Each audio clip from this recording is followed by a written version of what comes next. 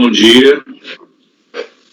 Nós estamos dando início à sessão, a primeira turma extraordinária da primeira sessão, julgamento, período da manhã de hoje, dia 28 de junho de 2021, os processos retirados de pauta da reunião de maio, por pedido de sustentação oral. Estão presentes os conselheiros José Roberto Adelino da Silva, Thiago Daiane da Luz Barros e Sérgio Abelson, que sou eu, presidente da turma. Nós temos 14 processos pautados, deles foram retirados de pauta os itens número 8, foi a pedido do contribuinte, os itens 11, 12 e 13, por impedimento do conselheiro José Adelino e consequente falta de quórum regimental para julgamento desses 3 processos. Então, nós temos 10 processos para julgamento. Para esses 10 processos remanescentes vai haver sustentação oral, pedido de sustentação oral, nas modalidades videoconferência e vídeo gravado. Então, nós vamos iniciar agora a sessão com o item número 1, contribuinte Educar Instituto Educacional EIRELI, de relatoria do conselheiro José Roberto Adelino da Silva. Eu peço ao apoio, por gentileza, para convocar o patrono.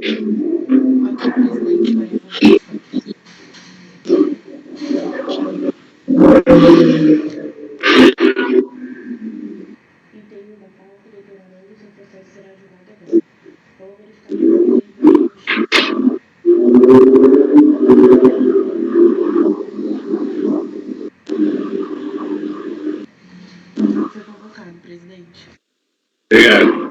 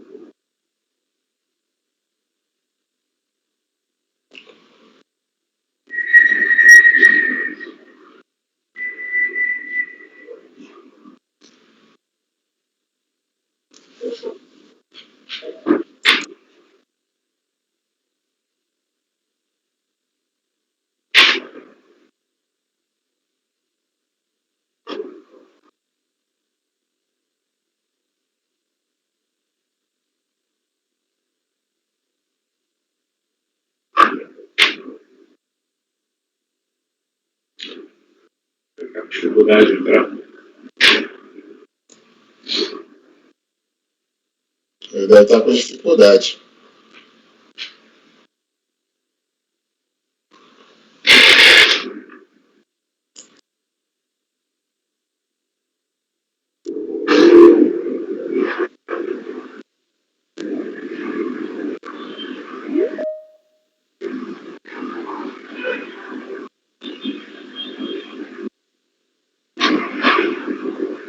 Entrou.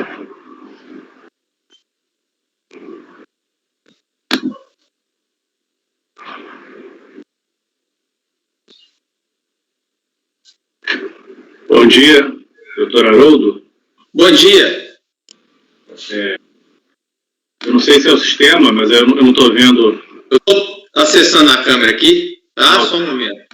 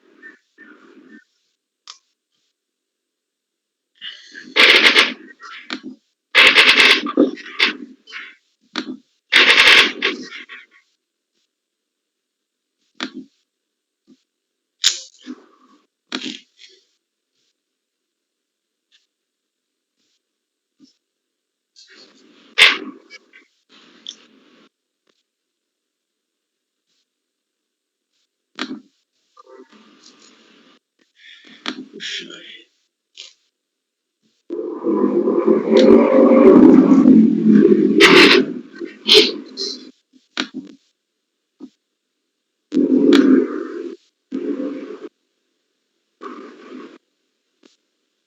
Agora sim. Bom dia, doutor. Bom, eu vou passar então a palavra ao relator, conselheiro Adelino, para a leitura do relatório. Peço para todos para manter o Thiago já está, o doutor Haroldo manter o microfone desligado. Senhor presidente, está aparecendo agora? Sim, imagem? Estou ouvindo. Estou ouvindo a imagem também? Sim, eu vendo. A partir do momento que eu vi a sua imagem, eu já pedi passar a palavra para o relator, tá bom? Ok, muito obrigado. Tá perfeito. Bom dia a todos. Esse é o recurso voluntário, que eu vou resumir aqui o relatório, contra o acórdão da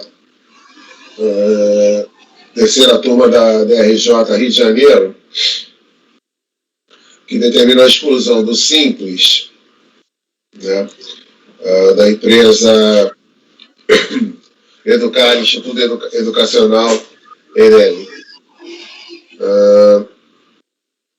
Basicamente, a acusação se refere a uma representação fiscal para a exclusão do Simples Nacional da DRF Divinópolis, Minas Gerais. Na representação, a fiscalização informou que as pessoas jurídicas listadas aí no acórdão são todas optantes pelo Simples Nacional e formam um grupo econômico de fato, exercem a mesma atividade, à coincidência de endereço das empresas. Segundo a fiscalização, o quadro societário, que forma um grupo econômico, é composto da forma que está listada abaixo. Então, ele apresenta aqui as empresas, os nomes dos sócios, a descrição, a data de inclusão e exclusão desses sócios. A fiscalização informa que, de acordo com a notícia publicada na internet, o Grupo Educar, empresa dedicada à manutenção de colégios, era presidido pelo professor Carlos Abdala, que se licenciou da função de presidente para assumir a Secretaria Municipal de Educação de Betim, Minas Gerais, e que promove e participa da fundação da Rede Pitágora, do Colégio Roberto Carneiro e do Colégio Educar de Betim. Consta na internet, no link,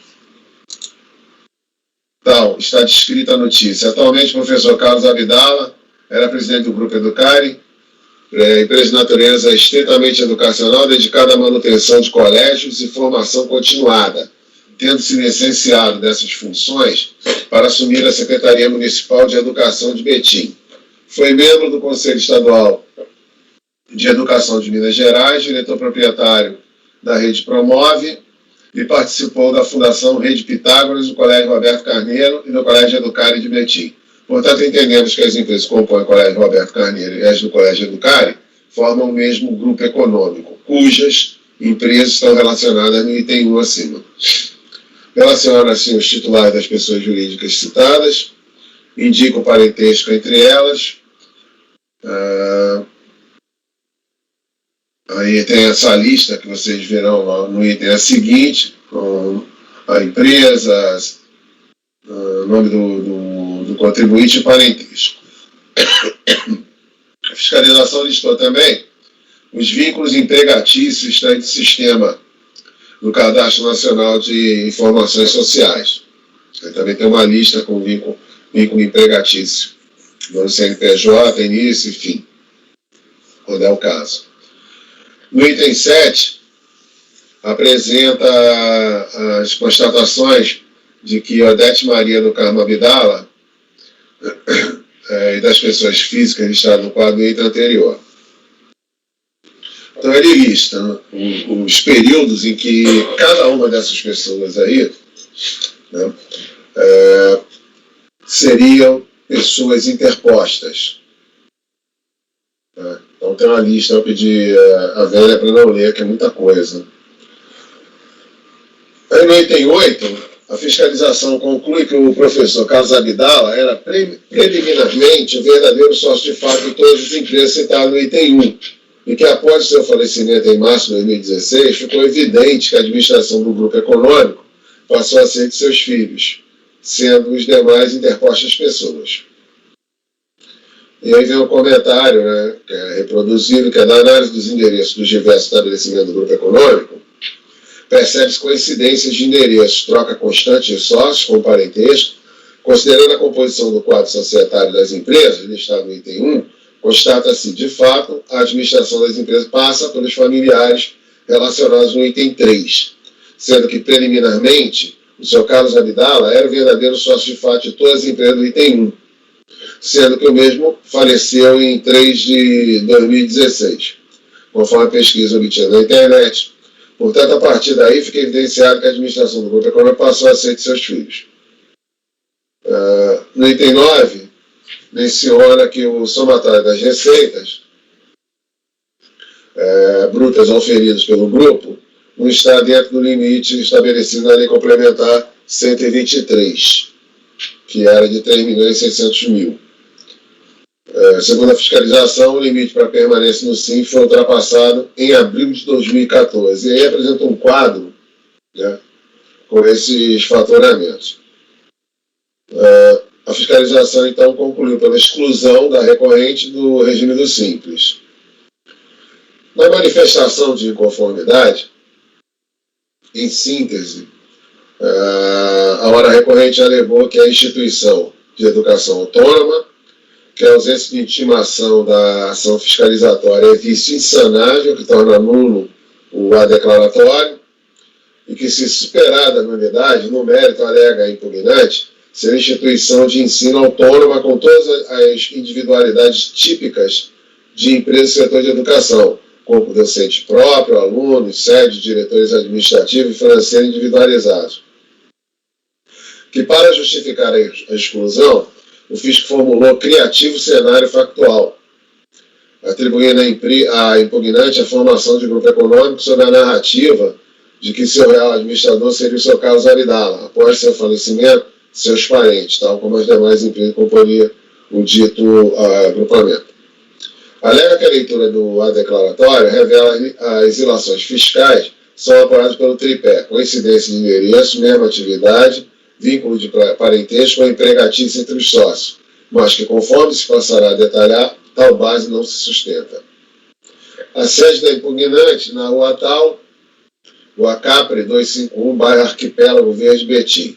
E a filial, que, embora nunca tenha entrado em operações, foi constituída na rua Inspetor Jaime Caldeira, 900, sala 1, Basileia, Betim. A impugnante anexa aos autos, exemplificativamente, contas de água, de luz, e as confusões não param por aí. Na rua Horizonte Belo, 170, a impugnante nunca teve qualquer estabelecimento e, por óbvio, nenhuma atividade. Nada obstante, o agente fiscal assim o tem afirmado no quadro 1. Não possui qualquer autorização municipal ou estadual para atuar na rua Horizonte Belo, que por si só já afasta as afirmativas fiscais, uma vez que a escola não pode funcionar sem permissão legal, até porque não poderia emitir os diplomas históricos escolares em favor de seus alunos.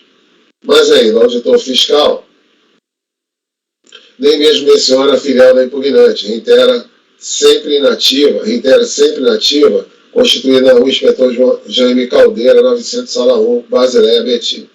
A inatividade do estabelecimento na rua Inspetor Jaime Caldeira, 900, sala 1, é facilmente demonstrada pelas certidões emitidas pela Prefeitura Municipal de Betim, no período de março de 2014 e dezembro de 2016, as quais, de forma cristalina, confirmam a ausência de qualquer prestação de serviço no local.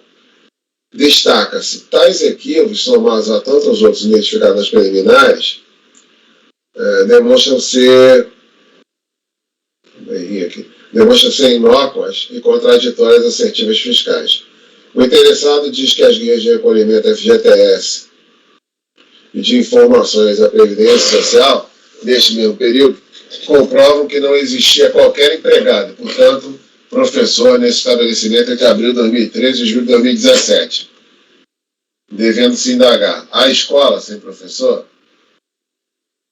Adiante acrescenta, a fruição no mesmo espaço físico por 2 ou mais unidades de ensino é prática nas atividades educacionais.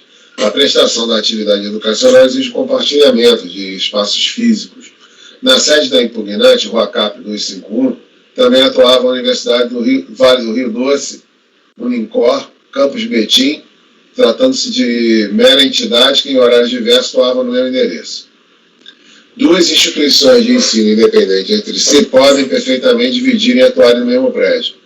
Portanto, a primeira premissa que alicerça a pretensão fiscal já resta afastada, porque, além de não tratar dos mesmos endereços, eventual coincidência não ensejaria conclusão fiscal, haja vista que tal qual comprovado, o compartilhamento de espaços físicos é rotineiro das atividades educacionais. A própria fiscalização afirma no quadro 1 que no mesmo edifício o Centro Educacional Apogeu prestou serviço de ensino infantil, enquanto a impugnante praticava a atividade de ensino fundamental. Não há dúvida, portanto, que o Centro Educacional Apogeu e a impugnante não têm coincidência de atividade.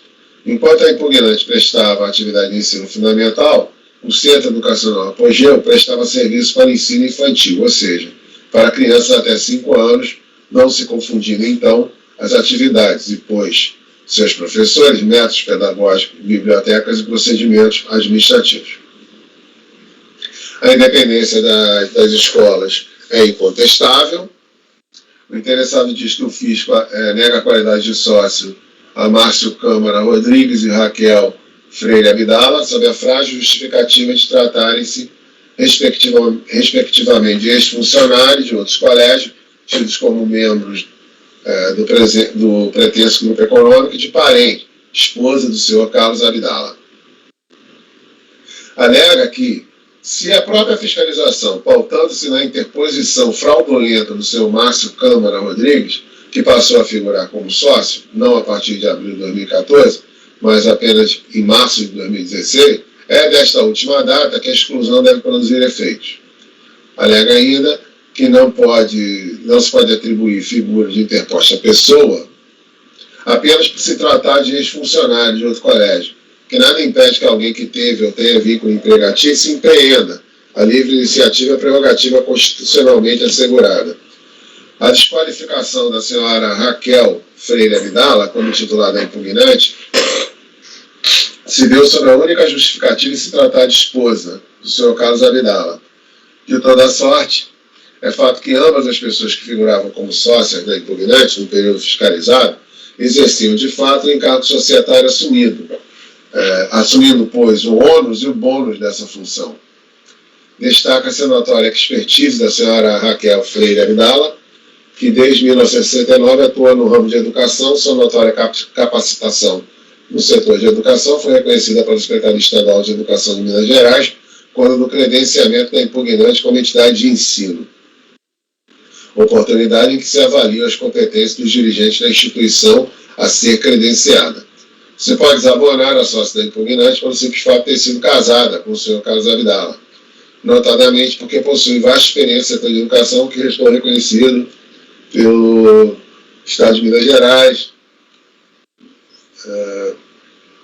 que através da Secretaria de Educação, está um pouco repetitivo, atestou sua competência profissional incontestável na atuação na área. Cai assim o terceiro e último sustentáculo das ilações fiscais.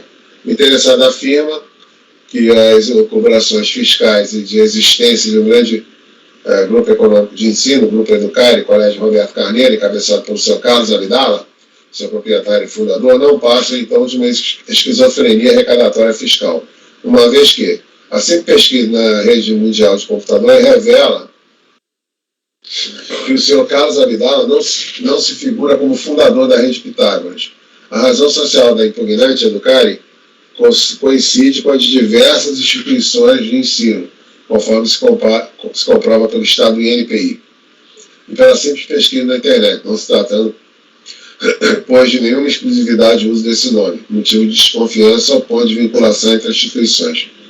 Ao que parece, o fiscal trazia a imagem de um grande e poderoso grupo Educare, o qual teria como sócio pessoa responsável pela fundação da maior rede estudantil do país, Pitágoras, sendo tal grupo ainda decorrente de conjunção de diversos colégios que existiram apenas formalmente com o viés de burlar a arrecadação, mas nada prova nesse sentido.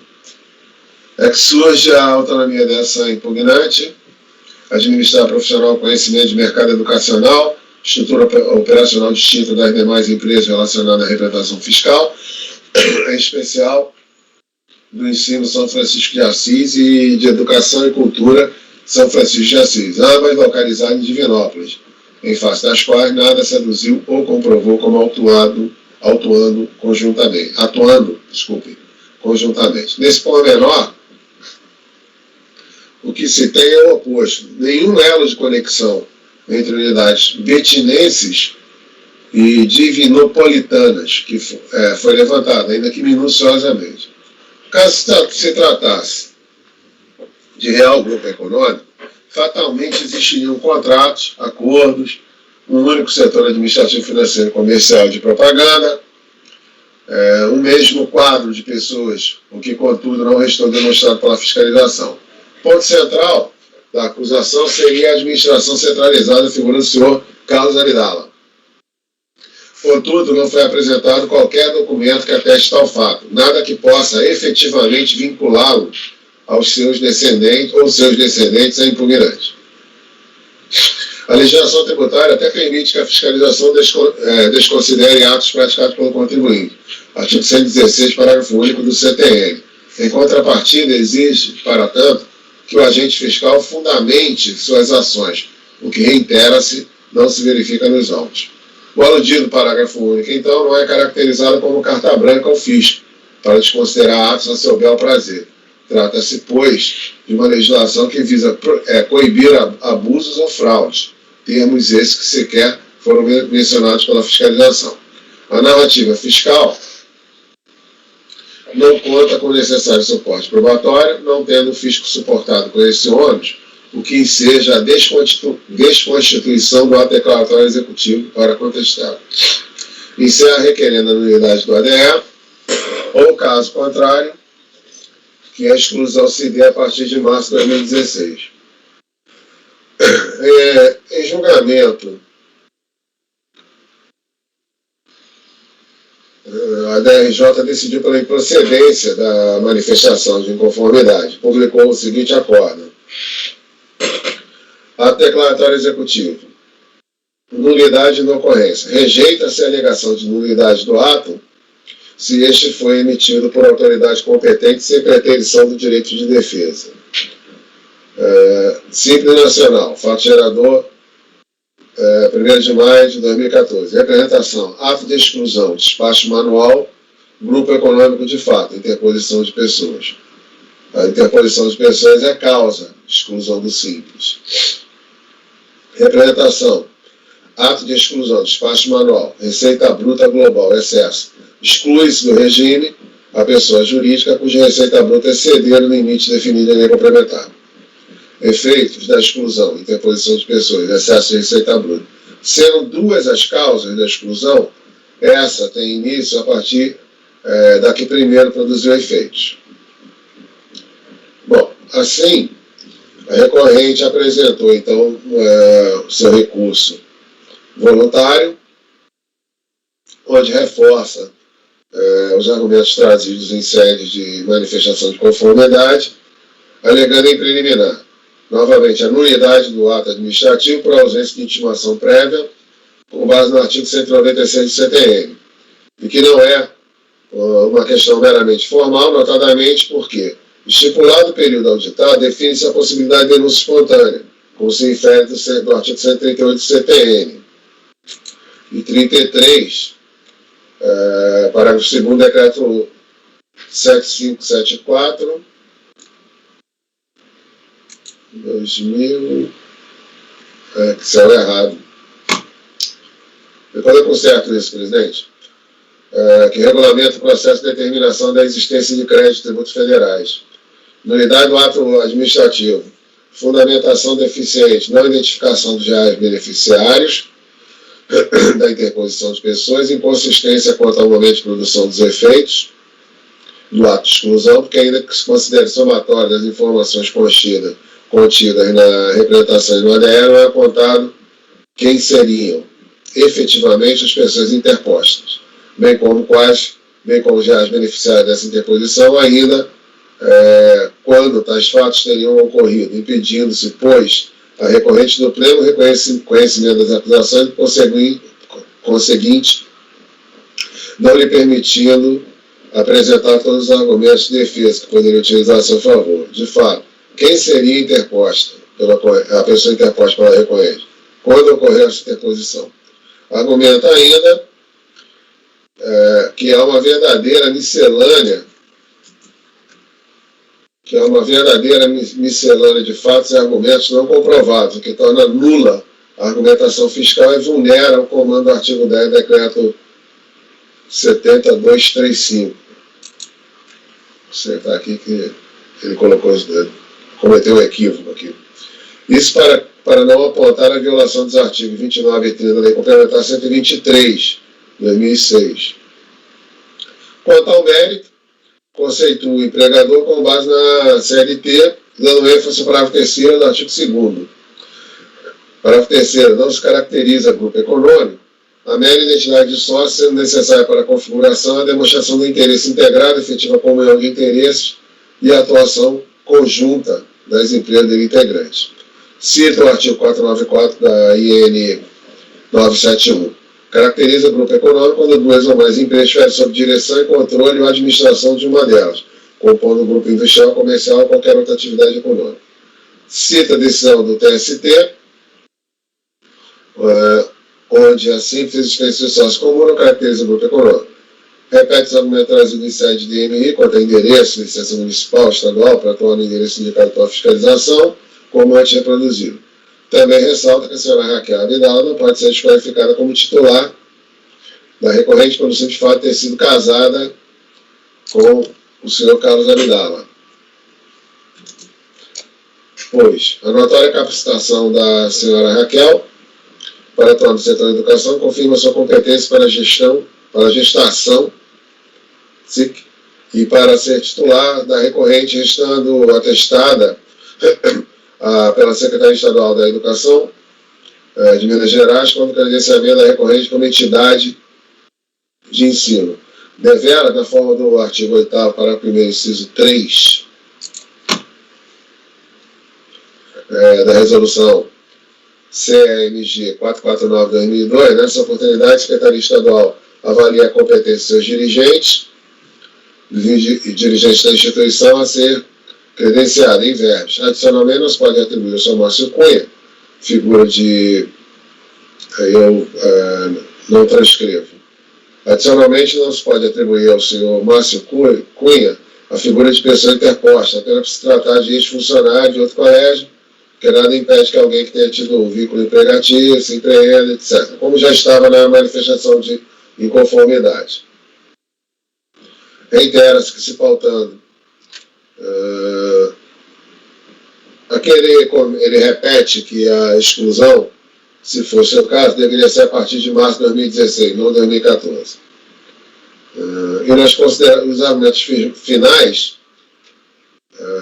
do recurso voluntário. Ele reitera que, se tratasse de grupo econômico, fatalmente existiriam contratos, acordos com o setor administrativo, financeiro, comercial de propaganda, o mesmo quadro pessoal. O ponto central da acusação seria a administração centralizada na figura do senhor Carlos Abdala. Contudo, não foi apresentado qualquer documento que ateste tal fato, nada que pudesse efetivamente vinculá-lo aos seus descendentes, ou seus descendentes à recorrente, e nem mesmo um simples e-mail. Apenas se alega, nada se prova. E não serve para dar sustentáculo probatório notícia não confirmada obtida na internet, ou fake news sem validade. Era dever da fiscalização comprovar que a notícia tinha fincas na verdade, e não fez. É falaciosa, no outro norte, a afirmação da Folha 341 de que o próprio site da recorrente reconheceria Carlos Abdala como seu gestor. O sítio indicado pela fiscalização é de autoria desconhecida e estranha à recorrente. Esse erro não pode induzir os nobres julgadores a entender que a pleiteante atribui a esse senhor a sua gestão. Finalmente, caso se tivesse tornado incontestável a existência do grupo econômico, deve-se lembrar que, na forma do artigo 30, inciso 9 da Lei 8.212/91, e 495 da IN 971, essa configuração se presta para amparar a responsabilidade solidária do débito previdenciário. No entanto, não se encontra no rol das situações de exclusões do Simples, nos termos do artigo 3º, 4º,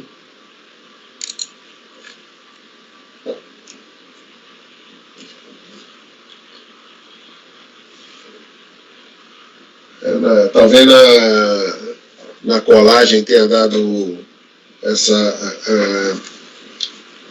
esse bug aí, porque está artigo 296, não acredito que seja. Mas eu vou consertar isso tudo, presidente. Tá bom.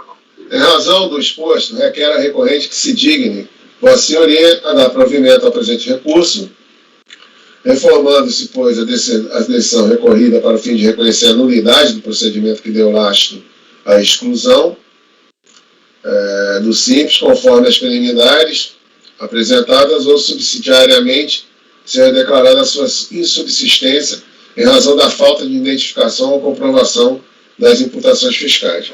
Subsidiariamente, roga, caso mantida a exclusão, os efeitos se dê a partir de março de 2016, quando aos olhos da fiscalização se der a interposição de pessoa. Relatório, presidente.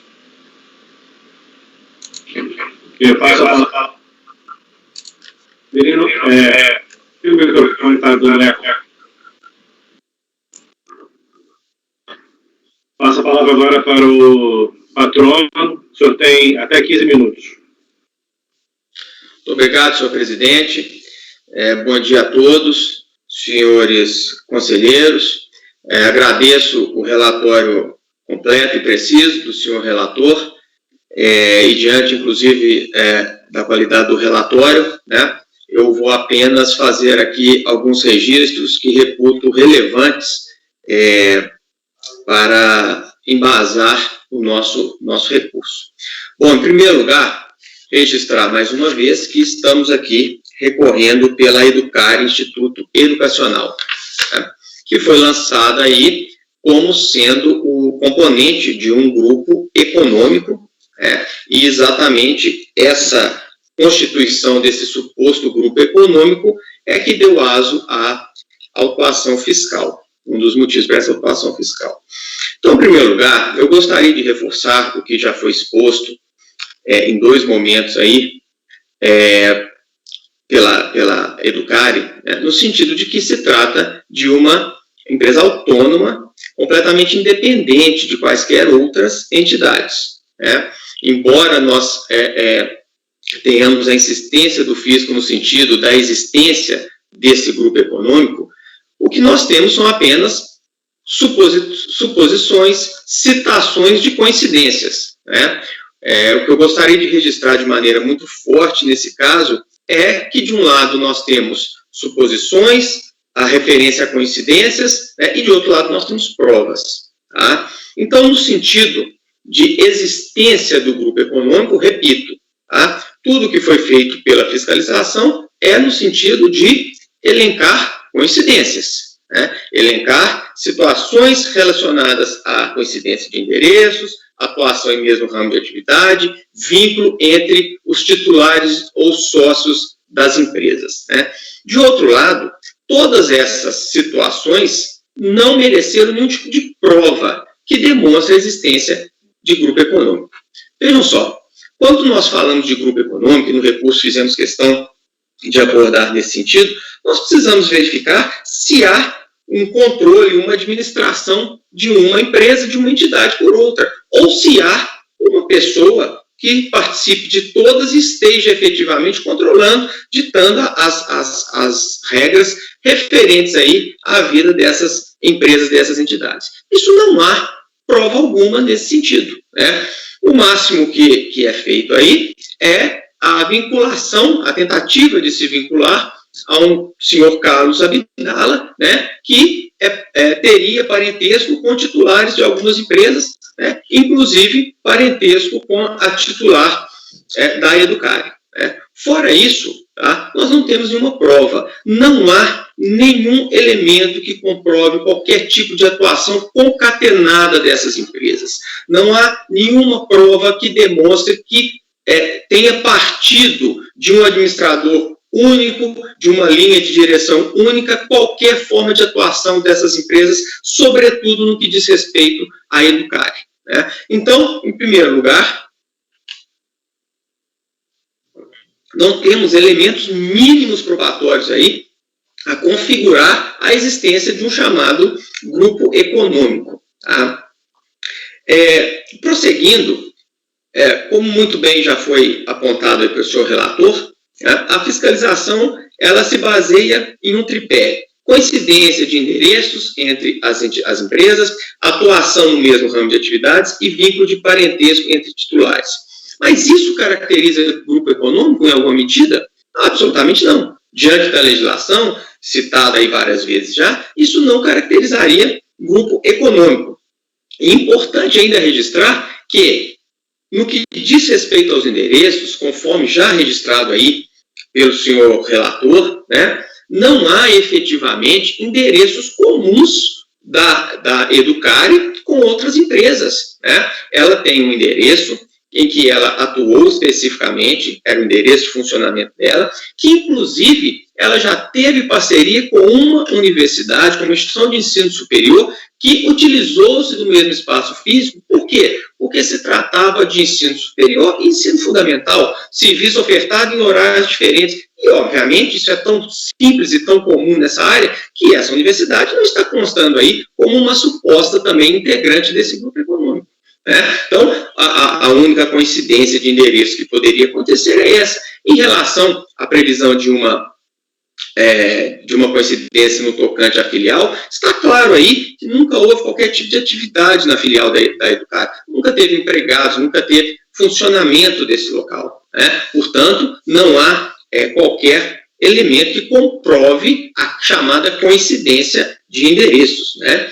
Da mesma forma, temos aí uma tentativa de se forçar essa suposta identidade de ramo de atividades, né? Tudo bem, genericamente se dizendo aí, todas são entidades educacionais, mas que se dedicam a entidades educacionais diversas, o que permite, como dito aqui no caso, inclusive da universidade, que nem consta aí como sendo, e porque não é mesmo componente do suposto grupo econômico, né, atividades distintas que permitem o compartilhamento de espaços, né? No caso especificamente da Educare e da outra entidade citada, uma se dedica a ensino infantil e outra se dedica a ensino fundamental. São atividades distintas aí, tá? Em terceiro lugar, o que é apontado aí como sendo o vínculo de parentesco entre titulares, como muito bem relatado também, isso já foi esclarecido, né? A senhora Raquel, que é titular da Educare, que era titular da Educare a partir aí de dezembro de 2016, é uma pessoa que sempre atuou na área educacional. O currículo dela é apresentado aí no recurso, de maneira, lembrado aí no recurso, de maneira clara, né? Então, ela não é uma pessoa que está por acaso ali, né? É uma pessoa que realmente sempre se dedicou a essas atividades educacionais e que, por fim, era titular dessa empresa que estamos aqui exercitando o direito de defesa em seu nome, tá?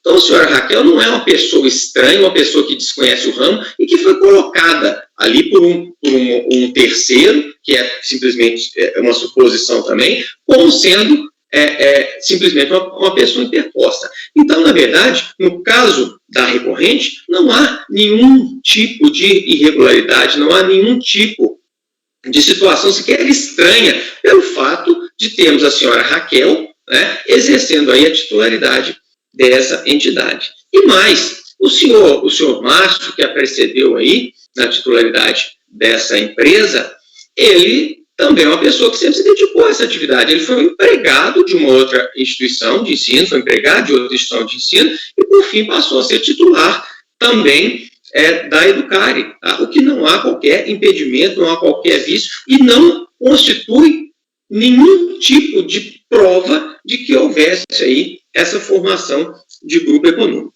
Portanto, em primeiro lugar, nós temos claramente aí a prova da inexistência do chamado grupo econômico no que tange a recorrente, tá? E, de outra parte, uma tentativa de se colocar a recorrente como se fosse componente de um grupo econômico.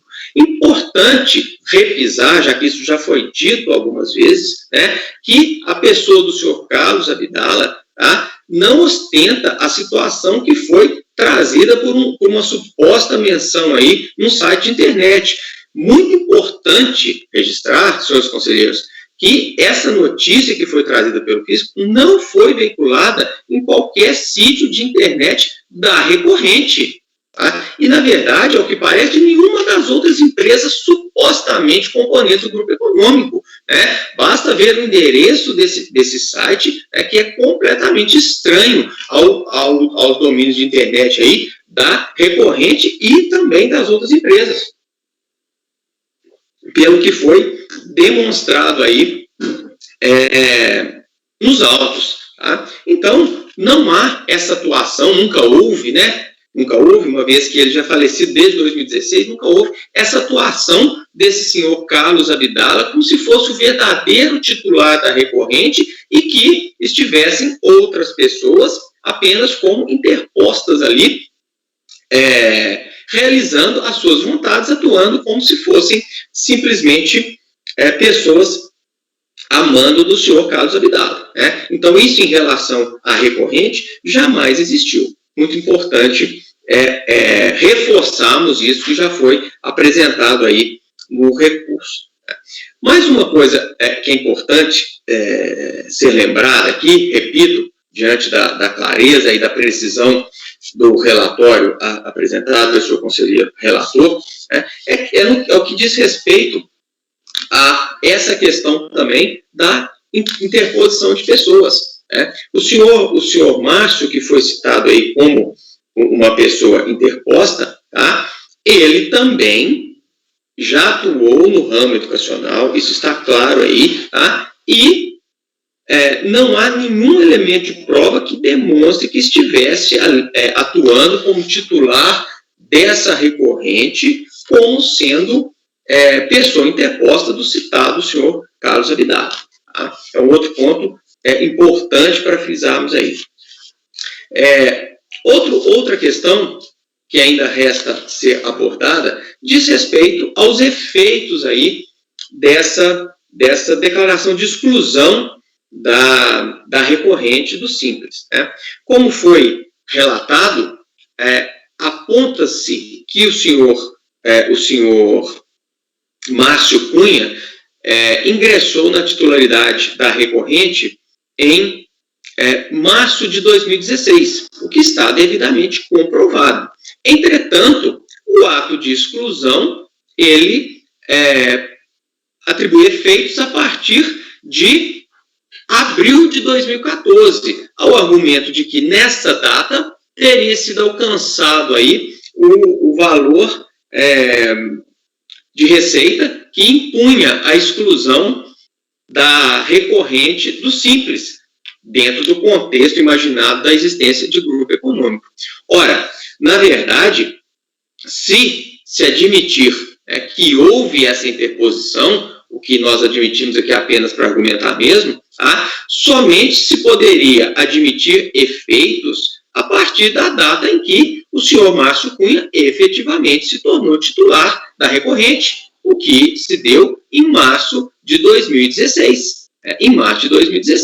E não tem cabimento o argumento de que em abril de 2014 se atingiu esse valor que ultrapassa aí o permitido para a participação do Simples. Ora, esse raciocínio ele não tem a menor lógica, porque somente se fez a reunião da receita de todas essas empresas porque se teria reconhecido a figura do senhor Márcio como pessoa interposta. Ora, se isso só aconteceu em 2016, como que isso pode retornar para impor a inclusão dessa receita da recorrente junto das demais empresas já em 2014? Né? Então, ainda...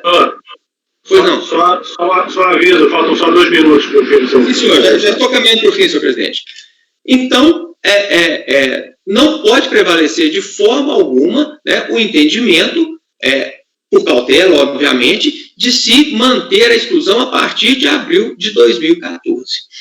Portanto, senhores conselheiros, ressaltando mais uma vez, né, a clareza do relatório do senhor relator, né, gostaríamos de requerer aqui o provimento desse recurso, em primeiro lugar, para reformar a decisão recorrida, acolhendo as nulidades arguídas, que foram muito bem expostas aí também pelo senhor relator. Em segundo lugar, subsidiariamente, caso não seja reformada a decisão para declarar a nulidade, para se declarar a insubsistência, por tudo que foi exposto no recurso no tocante ao mérito, e, finalmente, né, por eventualidade mesmo, para o caso de não ser reformada a decisão, né, que se estabeleça como data de exclusão do Simples a partir de março de 2016. Seria o menos ilógico, não vamos dizer lógico, mas o menos ilógico diante do apontamento aí de que o senhor Márcio Cunha ingressou em março de 2016 como titular da recorrente. Agradeço muito a oportunidade, estou à disposição para quaisquer esclarecimentos também dos senhores. Muito obrigado, bom dia. Obrigado. Eu desligo o microfone para evitar ecos e retorno a palavra ao relator para a leitura do voto. Alguma consideração, o presidente, conselheiro Thiago? Não, depois da leitura do seu voto, a gente pode fazer o debate. Bom, o recurso voluntário tempestivo, o força da portaria 543/2020, em vigor na ocasião, suspendeu os prazos para a prática de atos processuais, inicialmente até 29 de maio de 2020, prorrogados sucessivamente para 31 de agosto de 2020, e que atende aos demais requisitos determinados pelo decreto 70235, portanto, dele eu conheço. Essa tempestividade, ela não é aquele caso quando começou a pandemia, que a Receita Federal, então, suspendeu os prazos para apresentação de recursos. As alegações da recorrente, apresentadas na manifestação de inconformidade corroborada no recurso voluntário, já foram minuciosas e precisamente analisadas no acordo recorrido, cujo voto transcrevo, adotando seus argumentos como minhas razões de decidir, até por uma questão de economia processual. O interessado alega que o ADE é nulo, traz alegações de nulidade reproduzidas no item 15. Nulos na forma da lei são os atos de termo lavados por pessoa incompetente, os despachos e decisões proferidos com preterição do direito de defesa, que consta do artigo 59, inciso 1 e 2 do CTN. E assim, tanto a representação fiscal foi lavrada por autoridade competente, mas verificando em relação à ADE. Na manifestação de conformidade, o interessado praticamente escaneia a representação fiscal, demonstrando e reproduzindo detalhadamente as constatações nela enumeradas. Revela pleno conhecimento dos fatos a ele imputados, utilizando para deles se defender 17 laudas. O prazo de 30 dias para a ampla defesa foi garantido ao interessado, período em que os autos do processo eletrônico ficaram à sua disposição. A propósito da alegação de nulidade, veja-se que o Código de Processo Civil consagra o princípio da liberdade das formas, cujo mérito é impedir que estas últimas se sobrepõem à finalidade, tal como leciona Cássio Scarpinella Bueno, Manual de Direito Processual Civil, edição Saraiva, 2020. Assim, só se pode cogitar nulidade em processo civil na exata medida em que, do descumprimento da forma exigida ou imposta pela lei para decorrer algum prejuízo para o processo ou para qualquer das partes, sem prejuízo, mesmo com a desconformidade do ato, não se deve pronunciar a nulidade, que significa dizer que a desconsideração ou saneamento da nulidade é a regra, o não aproveitamento do ato e do que ele representa para o processo e seus efeitos, portanto, é a exceção. A nulidade pode, e mais do que isso, deve ser sanada, deve ser emendada quando não houver prejuízo, e mesmo quando houver, se puder de alguma forma ser eliminado ou ter os seus efeitos mitigados. E assim rejeitou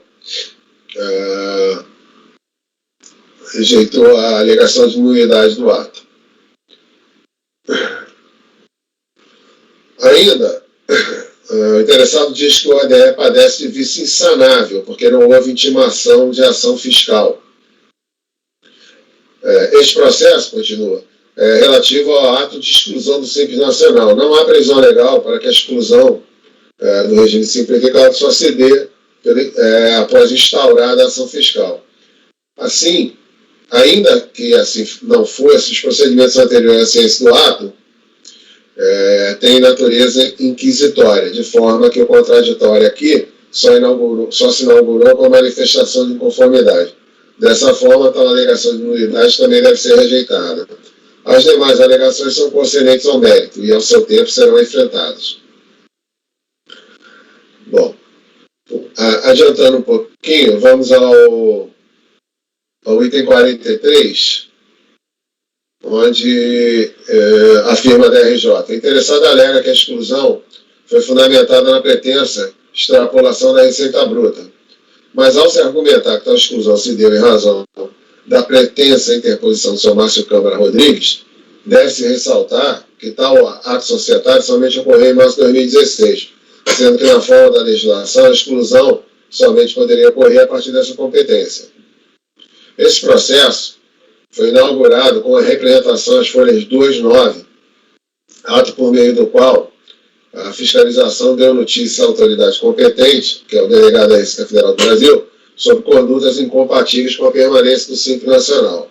A representação fiscal, a exclusão do Simples Nacional, é parte integrante do processo de exclusão, processo cujo número, aliás, consta expressamente do ADE, ratificando a vinculação intrínseca entre aquela e este, folha 141. Vale ressaltar que, da mesma forma que o auto de infração não reproduz e nem pode, na íntegra, o teor do termo de verificação fiscal, o ADE não reproduz nem pode a íntegra da representação fiscal.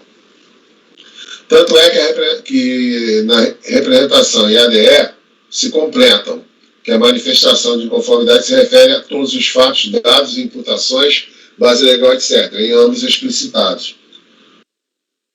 Quer só a constante do ADE, quer só da representação, quer de ambos. É lógico concluir que se alguma imputação o interessado não se defendeu, foi porque assim o decidiu, e não porque dela não teve conhecimento. O fato de o ADE, apesar de lastreado em representação elaborada por fiscalização, foi emitido pelo titular da delegacia. Ressalte-se, não ter reproduzido na época enquadramento legal indicado na representação não causou prejuízo à defesa, que o documento na ato digital descreve com minúcias os fatos e os fundamentos legais constantes do ADE e da representação. O ADE não feriu norma legal, determinou a exclusão a partir da mesma data indicada na representação, 1º de maio de 2014, de sorte que as alegações do interessado devem ser rejeitadas. Desse modo, a alegação de nulidade a tal título não se sustenta. As demais alegações são concernentes ao mérito. Grupo econômico de fato. No item 1 da representação fiscal, se lê que o interessado formou um grupo econômico de fato, com outras pessoas optantes pelo Simples Nacional, todas empresas individuais de responsabilidade limitada, todas exercendo a atividade de ensino, algumas das quais com estabelecimentos funcionando no mesmo endereço ou espaço. Na representação, a base legal compreende o artigo 29, inciso 4, artigo 3º, parágrafo 4º, inciso 3 e 5, ambos da Lei Complementar 123, de 2006. E ele transcreve as normas, e eu peço devida vênia para não ler, e pulamos para o artigo 54, item 54. Como acima se lê, a lei determina que, do capital social da pessoa jurídica optante, não pode participar a pessoa física, empresária ou sócio de outra pessoa jurídica. Se o titular ou sócio participar com mais de 10% do capital social de outra empresa, não optante pelo Simples, também não poderá optar pelo regime. Se o titular ou sócio for administrador equiparado de outra pessoa jurídica com fim lucrativo, também não poderá optar pelo simples. Tais vedações, entretanto, são afastadas se a soma das receitas auferidas pelas citadas pessoas jurídicas não ultrapassar o determinado limite legal. Assim, quer individualmente considerada, quer em grupo de pessoas jurídicas, o montante da receita oferida é fator decisivo para ingresso ou permanência no simples. Segundo a representação, compõe o apontado grupo econômico 5 empresas integrantes do Colégio Roberto Carneiro e do Colégio Educare, todas incluídas no Simples Nacional, e tem 4. E aí ele lista aí quais são as empresas. A Instrução Normativa 971, que dispõe sobre normas gerais de tributação da previdenciária e de arrecadação das contribuições sociais destinadas à Previdência Social e destinadas a outras entidades ou fundos administrados pela Receita Federal, repetindo as previsões da Lei 8.212 e do Regulamento da Previdência Social, caracteriza como grupo econômico o fato de 2 ou mais empresas estarem sob a mesma direção, controle ou administração de uma delas, exercendo atividade econômica, industrial, comercial ou qualquer outra. A sobredita Instrução Normativa reza que as empresas que integram um grupo econômico respondem solidariamente pelo cumprimento da obrigação previdenciária. Vale ressaltar, aí citam os artigos que se aplicam.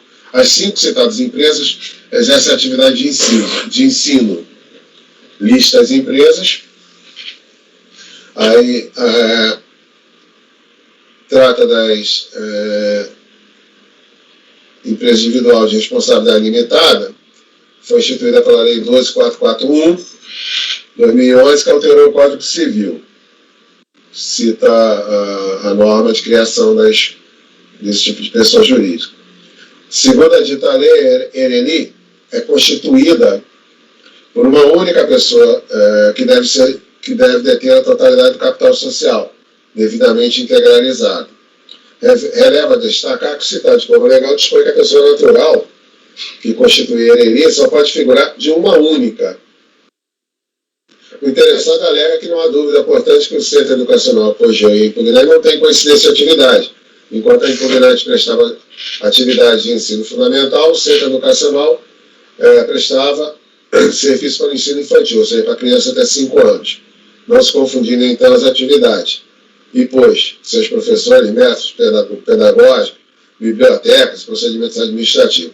Afirma que a independência das escolas é incontestável. As etapas em que o sistema educacional brasileiro é dividido em ensino infantil, fundamental e médio são espécies, por assim dizer, do gênero a que a atividade econômica de ensino se refere. Nos contratos sociais juntados aos autos, vence atividades econômicas comuns à ERELI Apogeu e à Educare, o interessado, o que rebate a alegação do interessado. Aí mostra o objeto social de ambas. A divisão nacional do ensino em etapas, portanto, não afasta a afirmação de que as ditas empresas exercem a mesma atividade. Não é demais observar, como se vê no quadro item 1 da representação, para os 4 estabelecimentos da Apogeu e para os 2 da Assis, o Código CNAE é apenas educação infantil pré-escolar. Para os 2 da ensino, o Código CNAE é apenas o ensino fundamental. E para as ERELI, SEB e Educare, vence os 2 códigos, tanto de educação infantil como ensino fundamental. Aí vem ele lista essas situações citadas, né, com o CNAE de cada uma delas aí. A fiscalização ressalta no citado quadro, em nosso item 2, que ocupam o mesmo espaço físico. Um estabelecimento da ensino, educação fundamental, e um da Assis, educação infantil pré-escola, Rua Minas Gerais 595, Rua Minas Gerais 593, ambas em Divinópolis, centro. Um estabelecimento da ensino fundamental, e um da Assis, educação infantil pré-escola, Avenida Paraná 1181 e Rua Coronel João Notini, em 468, Divinópolis. No quadro anterior, a fiscalização observou que as ERELIs ensino e assis funcionam no mesmo espaço físico. Vê-se ainda no dito quadro, no mesmo endereço da rua Horizonte Belo 170, um estabelecimento da Apogeu, Educação Infantil e Pré-Escola, e um estabelecimento da Educare, interessado, Educação Infantil e Pré-Escola. Mesmo endereço, rua Antônio Franco do Amaral 205 Betim, um estabelecimento da Apogeu e um estabelecimento da SEB, Educação Infantil e Pré-Escola. No mesmo endereço, rua Cap 251 Salão 1 Betim, um estabelecimento da Apogeu e um estabelecimento da Educare, ensino fundamental. No quadro 1, extrai-se que a Educare, o interessado, e a Apogeu exercem atividade econômica de ensino, no mesmo endereço, rua Cap 251 Salão 1, Arquipélago Verde, Betim, Minas Gerais. Esse também coincidência de endereço entre as duas mesmas ERELIs na rua Horizonte Belo 170, Betim, Minas Gerais. Relativamente aos endereços, o interessado traz alegações reproduzidas no item 19, as informações constantes da representação fiscal, porém, não trata de um único endereço, ou um único CNPJ, mas de um conjunto de coincidências de endereços entre 12 estabelecimentos e 5 ERELIs com distintos CNPJ, que, sem a trava da receita auferida, se beneficiaram do Simples Nacional, que é o regime que confere aos optantes isenções significativas, notadamente no âmbito previdenciário. Em ambos os contratos, há filiais na rua Inspetor Caldeira. E aí ele cita as cláusulas dos contratos sociais. No contrato acima, não consta a filial do interessado na rua Horizonte Belo, 170, sede da Apogeu, tal como afirmou o interessado. Nosso item 19. Tal fato, e os que o interessado alega nunca ter entrado em operação no dito endereço, conta de água e luz, indicarem o endereço do estabelecimento, sede, etc., contudo não estão inócuas ou contraditórias às assertivas constantes da representação. A não indicação de empregado da GFIP também não afasta o conjunto explicitado na representação.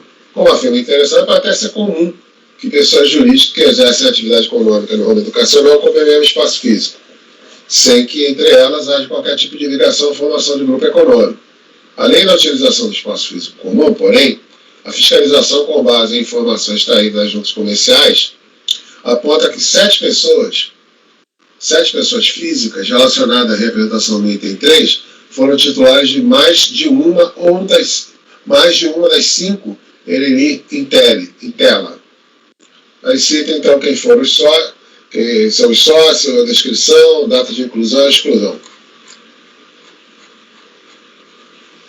Aí, passando para o item 78, com relação à titularidade do interessado, extrai-se do quadro que Márcio Câmara Rodrigues, no mesmo dia em que deixa a titularidade da ERELI Apogeu, se torna titular da Educare, sendo 8 meses depois substituído pela senhora Raquel Freire Abdala. Então ele apresenta o quadro. O interessado faz alegações em nosso item 23, entre elas de que o fisco nega a qualidade de sócio a Márcio Câmara Rodrigues e Raquel Freire Abdala, sob a frase justificativa de se tratarem respectivamente de ex-funcionários de outro dos colégios, tido como membros do pretenso grupo econômico, e de parente, esposa do senhor Carlos Abdala.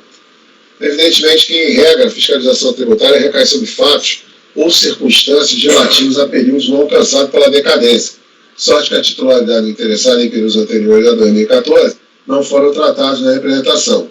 A fiscalização extraiu da internet, conforme o nosso item 4, a notícia da qual o professor Carlos Abdala, cujo falecimento, a fiscalização informa ter ocorrido em março de 2016, indicado para assumir a Secretaria Municipal de Educação, em Betim.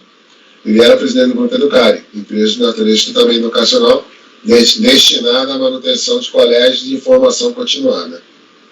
Também na internet, a fiscalização extraiu que o senhor Carlos Abdala participara da Fundação Pitágoras, Rede Pitágoras, Colégio Roberto Carneiro e Colégio Educare. Note-se que é o endereço eletrônico do mencionado Colégio Roberto Carneiro que informa que o senhor Carlos Abdala era presidente de um grupo denominado Educare, Não se trata de notícias colhidas a esmo na internet, tampouco de mau emprego da palavra Educare, que, consabido, integra a razão social de diversas instituições do ensino.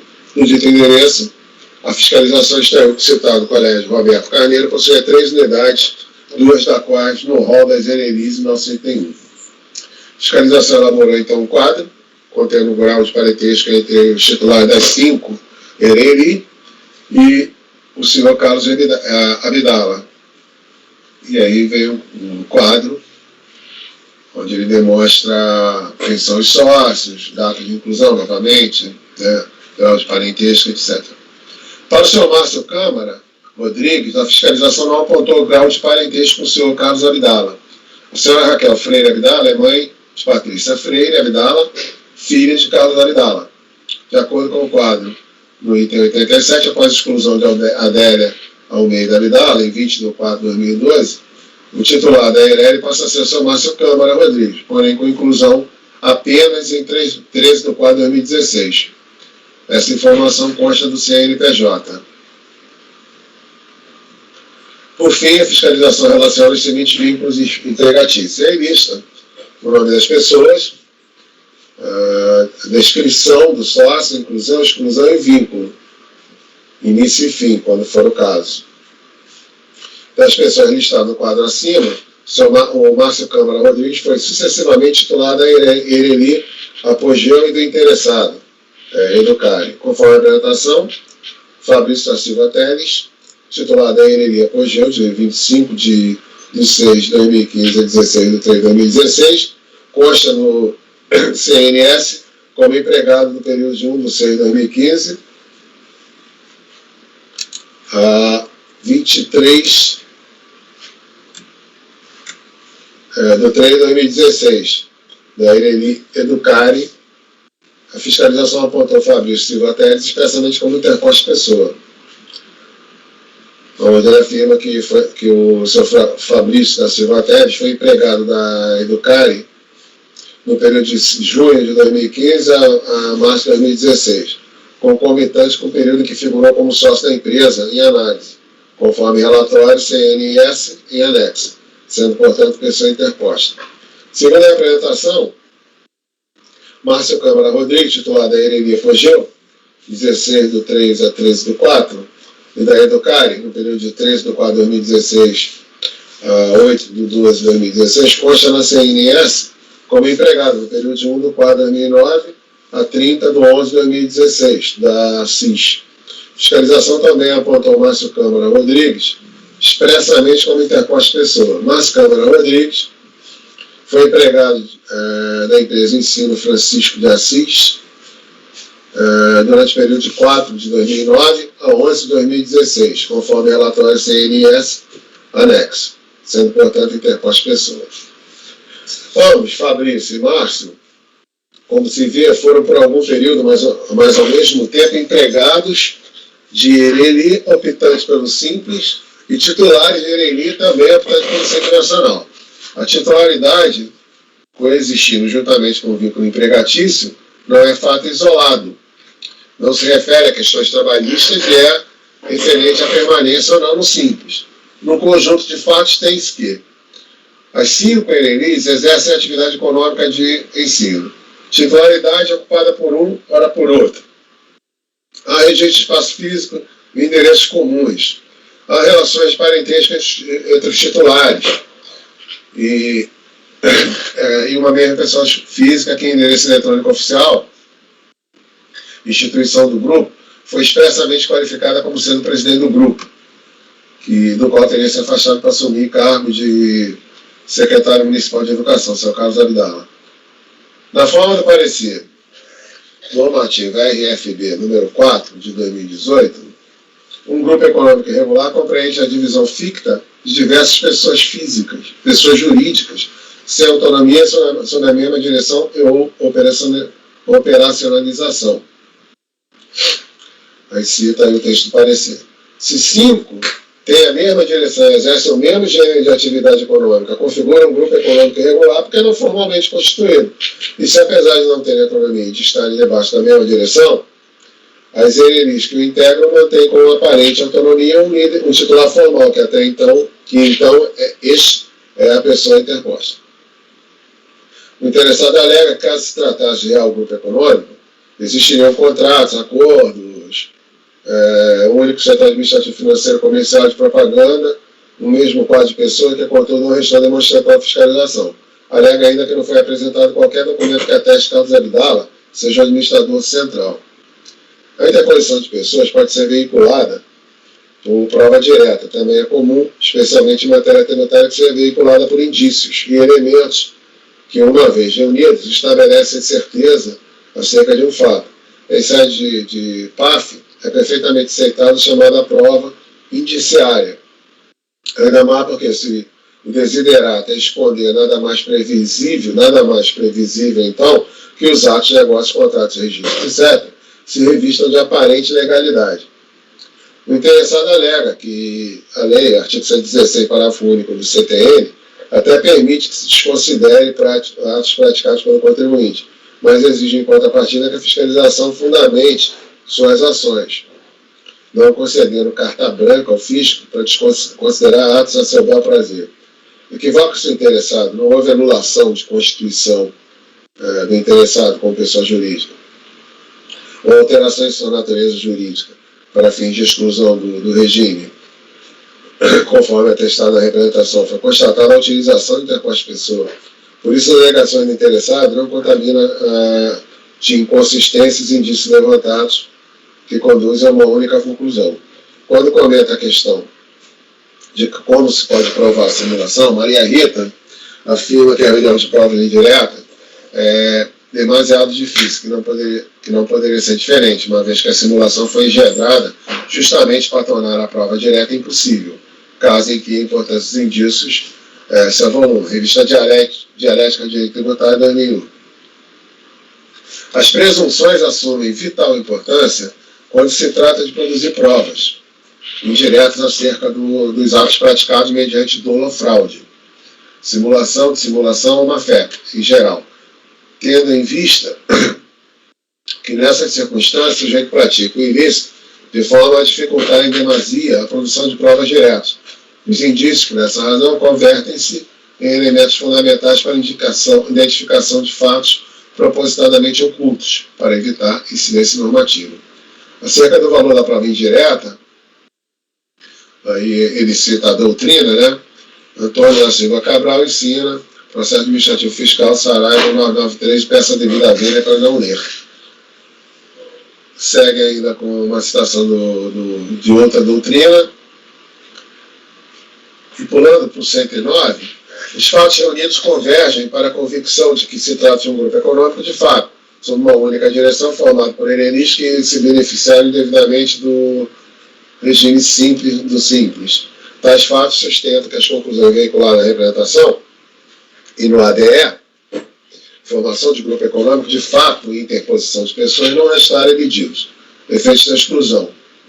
O interessado questiona os efeitos da exclusão. No modo do artigo 29 da Lei Complementar 123, os eventos de excesso de receita bruta e interposição de pessoas, ambos o caso, causa a exclusão do simples. O excesso de receita exige comunicação obrigatória pelo próprio optante. Evidentemente, esta não tendo lugar, a exclusão se dará de ofício. Tal foi reprisado no item 13 da representação. Tendo ultrapassado o limite previsto, deveria a empresa ter comunicado a exclusão do Simples Nacional, conforme previsto no artigo 30, inciso 2 da Lei Complementar 123. As evidências enumeradas pela fiscalização, exercício de mesma atividade econômica de ensino, coincidência de endereço, registro no próprio site da empresa, que o grupo de ERELIs se metia à mesma direção, Sr. Carlos Abdala, relação de grau de parentesco entre as pessoas,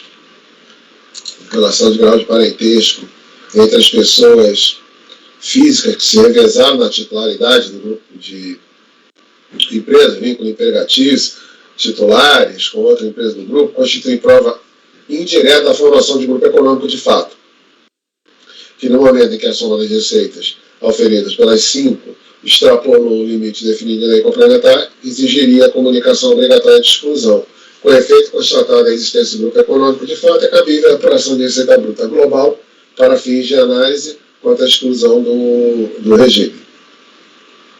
A base legal condiciona a opção em permanência no Simples Nacional, o valor anual da receita bruta individual e conjunto foi expressamente reproduzido no item 2 da representação fiscal, embora desde já se observa que o interessado não tenha feito referência ao montante, nem individual nem em conjunto, das receitas auferidas. No item 118 do acordo, ele diz: no mês de abril de 2014, as receitas das empresas somam 4.121.64699, superior a 3.600.000, que era o limite legal. O quadro está reproduzido no relatório, deixando claro que o limite foi ultrapassado no mês de abril de 2014. Note-se que cada uma das 5 empresas do quadro do item anterior auferiu isoladamente no ano calendário 2014 receita total inferior a 3.600.000. No caso, o excesso foi verificado no mês de abril, e que o somatório dessas receitas ultrapassou o limite legal. Por isso, a exclusão produziu efeitos a partir de 1º de maio de 2014. Ressalta-se ainda que o excesso de receita bruta foi verificado nos anos calendário 2014, 2015 e 2016. Portanto, que o interessado não poderia ser optado pelo Simples Nacional. Quanto à interposição de pessoas, também é causa de exclusão, porém de ofício, por a da autoridade tributante. Foi expressamente indicada no ADE, e na hipótese de interposição de pessoas, a exclusão produz efeitos a partir do próprio mês de ocorrência.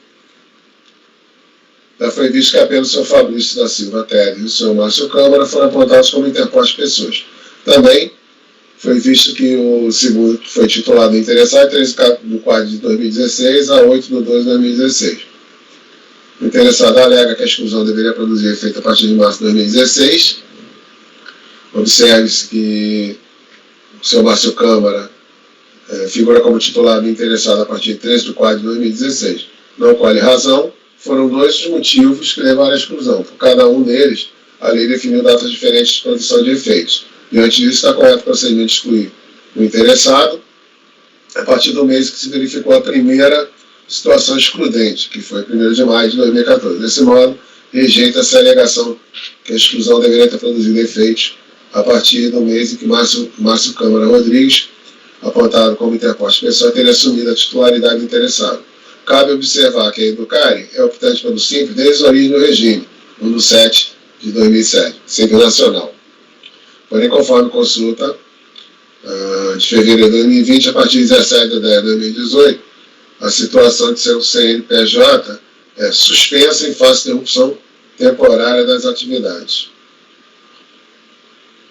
E assim, ele conclui que as alegações de nulidade devem ser rejeitadas e a manifestação deve ser julgada improcedente, mantendo-se a exclusão do Simples. Bom, aí eu comento. Ressalta-se que a fiscalização realizou um extenso trabalho e a DRJ procedeu a uma análise profunda dos fatos. Temos várias decisões desse CARF a respeito de grupo econômico. Notadamente, eu cito a seguinte. Decisão da 4ª Câmara, sessão de fevereiro de 2016, primeira turma ordinária. Contribuição social e previdenciária, grupo econômico, responsabilidade solidária. Os grupos econômicos podem ser de direito ou de fato. Se a decisão, podendo este se dar pela combinação de recursos ou esforços para a consecução de objetivos comuns a partir do exame da documentação apresentada pelas empresas, bem como através de outras informações obtidas. É possível a fiscalização, a caracterização de formação do grupo econômico de fato. Parece incontroverso que para a caracterização e identificação do grupo econômico importa investigar a situação real, verificação dos vínculos entre as empresas e as circunstâncias em que se constituíram ou realizam suas atividades, e não apenas a situação meramente formal, de estarem ou não constituídas como grupo econômico. Peço devida a vênia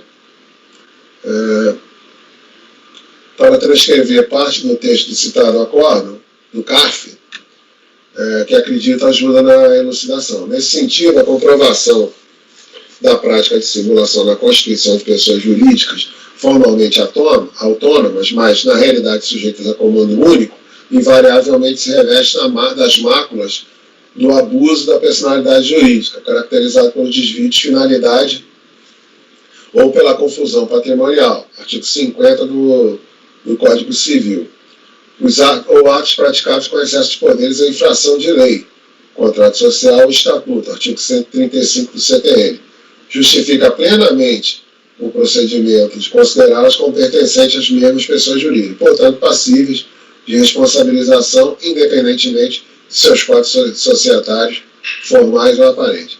Assim, tendo como correta a exclusão do simples quanto aos fatos narrados, quando os fatos narrados demonstram que a empresa não existe de modo independente. Os fatos verificados autorizam a conclusão quanto à existência de grupo econômico e de interpostas pessoas, como demonstrado pela fiscalização e corroborado na decisão da DRJ. Pelo exposto, vota no sentido de rejeitar as preliminares de nulidade suscitadas e, no mérito, negar provimento ao recurso. Como voto, presidente? Ok. Conselheiro Thiago, alguma consideração? Senão já pode proferir seu voto. Presidente, eu acompanho o relator. Eu também acompanho o relator. Estão proferindo aqui o resultado. Acordo os membros do colegiado, por unanimidade de votos, em rejeitar a preliminar suscitada e, no mérito, em negar provimento ao recurso voluntário. Agradeço ao patrono. Muito obrigado. Obrigado, presidente. Bom dia a todos.